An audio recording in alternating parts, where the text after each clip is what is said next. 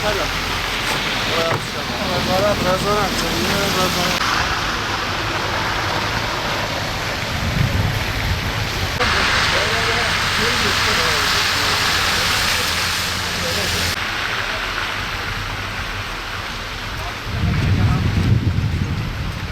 yetersizdi, çok zorluk çektik.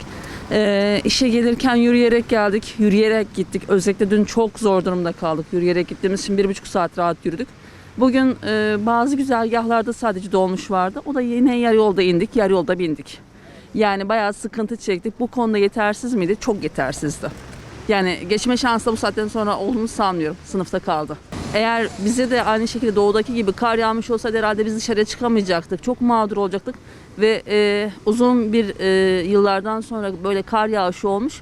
Biz gerçekten sınıfta kaldık ve çok zor durumda kaldık. Kaldırımlar, yollar, her taraf berbat. Sadece gastronomi deyip şov yapan Fatma Hanım'a ithaf olunur. Ya gelemedik yani. İşe gidemedik. Bugün zorla gidiyoruz. Yani şimdi sadece Antep'te bir gün kar yağdı. Hava böyle. Rusya'ya gidin, Sibirya'da eksi 38 derecede, 40 derecede. Bu yok ya. Ya ne ya? Altısı bir gün yağdı. Yani. Bir hafta yağsa ne yapacaktık bilmiyoruz. Bu kadar da olunmaz ki. İlk başta yağmaya başladığında tedbirler alınsaydı bu şekil olmazdı. Ben hiçbir şey söylemiyorum ama belediye resmen çuvallamış. Resmen çuvallamış belediye. Antep'in merkezi böyle olursa kenar semtleri nasıl olabilir acaba? Sorumlulara derhal bildirmemizi rica ediyorum. Yollar kapalı mı? Kapalı abi. Merkez kapalı. Yani kenar semti mahalleler daha hiç araç girip çıkamıyor. Hastalarımız var. O yüzden mağduruz. Söylemek isterim. Yazıklar olsun diyorum. Başka hiçbir şey demiyorum. Ya şu anda Gaziantep Belediyesi sınıfta kaldı resmen. Başka diyecek bir şey yok. Şu çalışmalara baksana. Neden?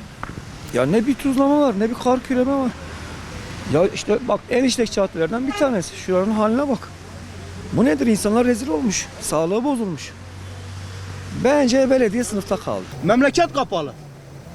Yollar değil memleket, bak 3 arabamız vardı, bir arabaya dolduk gidiyoruz. Yoksa maç kalacağız. 2 gündür buradayım. Arabam hararet yaptı. Arabamı yerinden kaldıramıyorum. Hala hazır şu anda bile yine çalışma yok.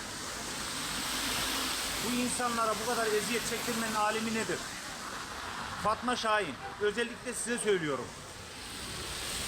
Bu kadar duyarsız kalmanızın sebebi nedir? İnsanları bu kadar mağdur etmeye sizin hakkınız yok.